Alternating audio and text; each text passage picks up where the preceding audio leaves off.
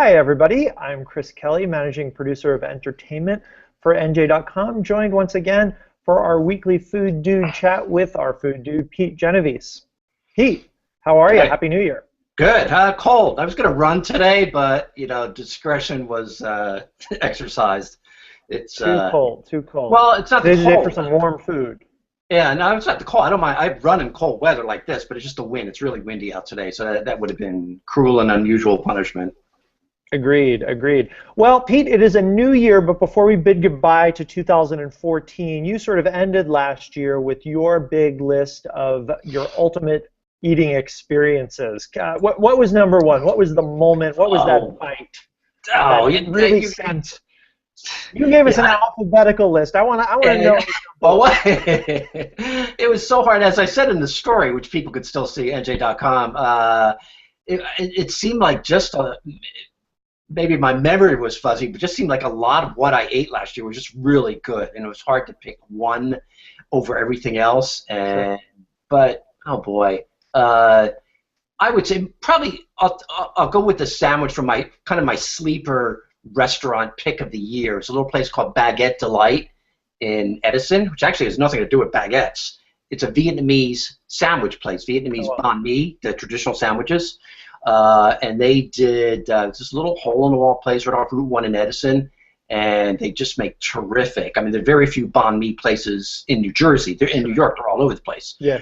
But in New Jersey, they're hard to find, and this is, I can't imagine anyone doing it better. So they did a lemongrass beef banh mi, which was just, that's the, gun to my head, I would say that's the best thing I had all last year. What makes a sort of transcendent food experience for you? What's the moment during the course of the year? Is it the discovery? Is the unexpected surprise, or is it returning to that thing that you love and you bite into it again and it hits it out of the park yet again?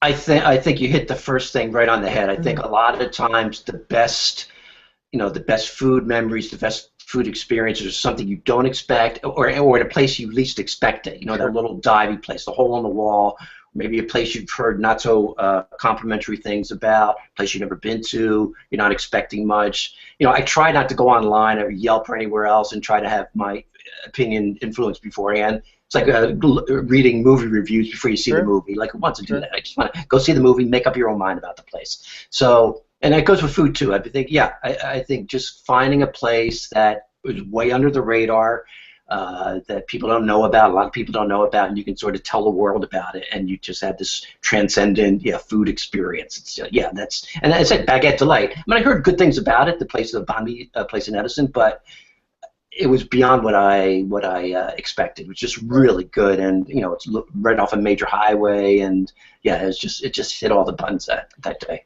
So one more question before we move on. When people think about a new year, they always want to sort of hear about what were the best new restaurants. Were there a couple of standouts for you that opened in 2014 or late 2013?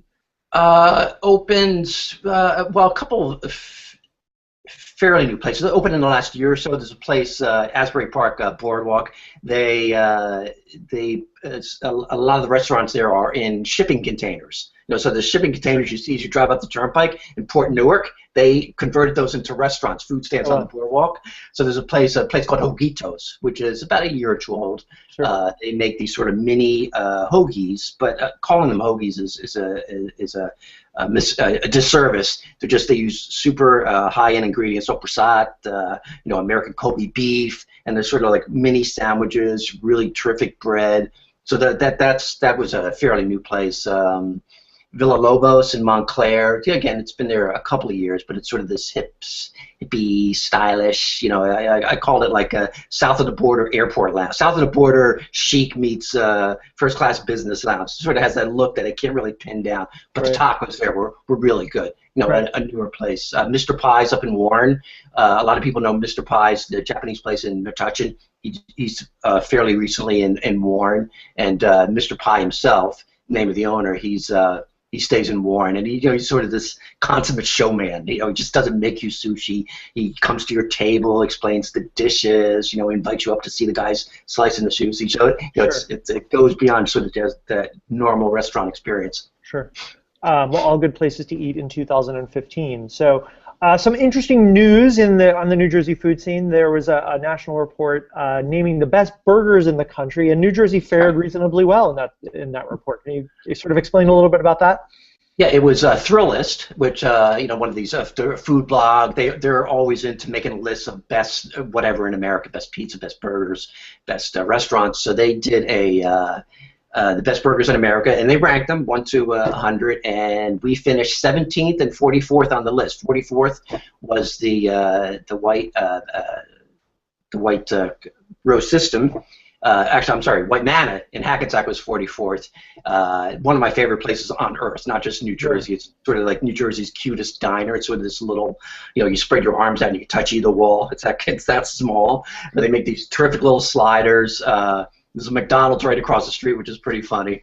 So that finished 44th. And finishing 17th was the White Rose System, also known as the White Rose Diner in Linden.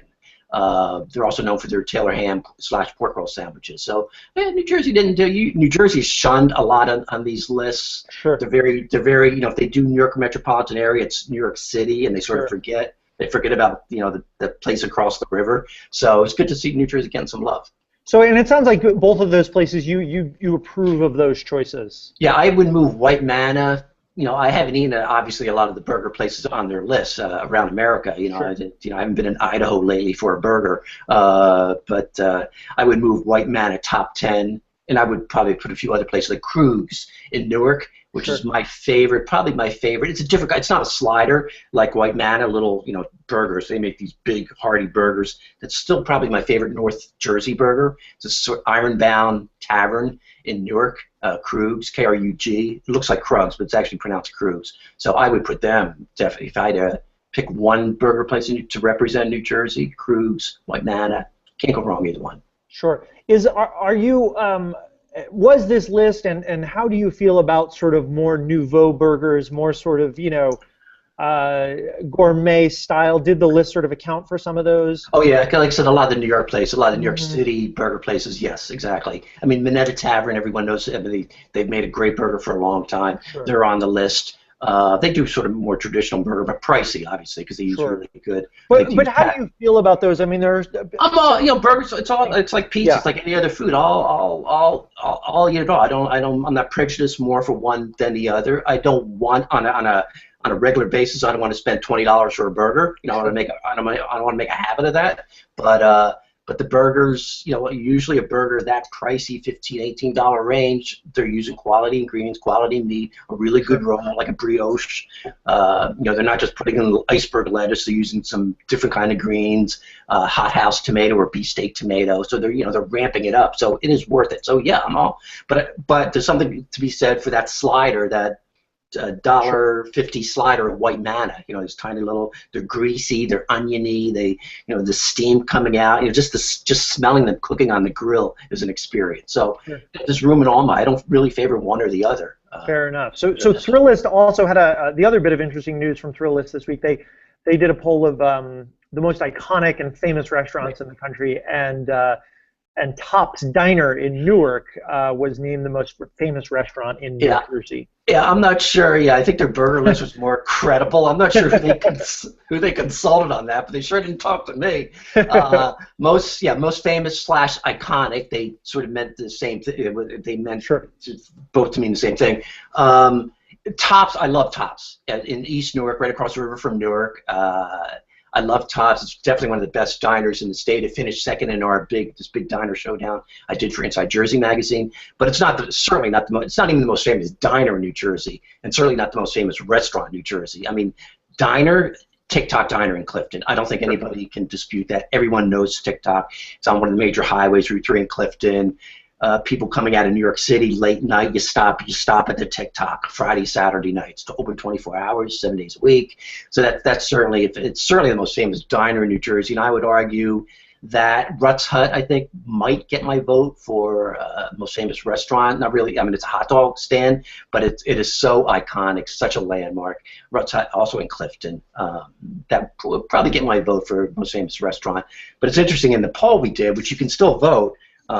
TikTok is actually Tops has gotten more votes than anybody else for most famous. But you look at some of the comments online, people think we're talking about best, and you see that in the comments. Oh, Tops is the best. Well, that's not really quite what the poll's about. The poll's most famous, and sort of people are blending the two together. So Tops is leading the poll. TikTok is number 2, and actually Ruts Hut is number 3. But again, people, so that's how it's going. We got a couple thousand people to respond. So and you can still vote. So. Best and most popular often have nothing to do with each other when it comes to food. Absolutely, yeah. Well, let's finish up just by kind of giving a sneak preview of what's coming up next week, and we're going to be launching our very exciting project on the searching for New Jersey's best bar. Can you kind of give a little bit of an explanation of that? Yeah, well, I'm taking one for the team here, spending the next 3 weeks going to bars, and this is statewide. This is not just best bars in North Jersey or Central Jersey. It's all over the state. Every corner. I'm going to go to every county. I swear right now I will go to every county, a bar in every county, all 21 counties.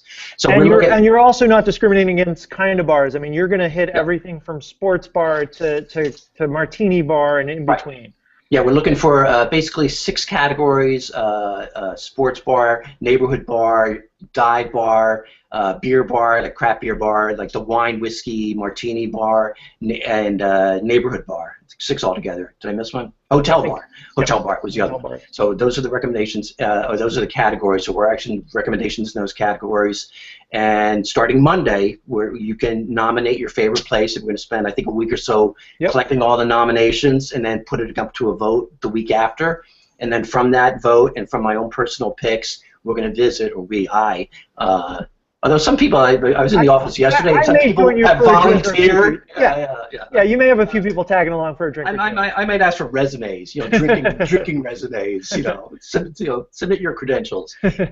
So I'm going to visit probably 50 bars from our finalist list. Sure. And we're going to do a whole, video. We're going to take pictures. I'm going to file regular stories. Sure. And we'll be back here every Thursday, kind of talking about the journey and kind of hearing about the highlights and the lowlights of your weekly visits. This will take place over the next 4 or 5 weeks. Yeah, I can't imagine there'll be too many lowlights. I'm taking all highlights on this trip, but it's not about drink. Obviously, I'm not going to drink.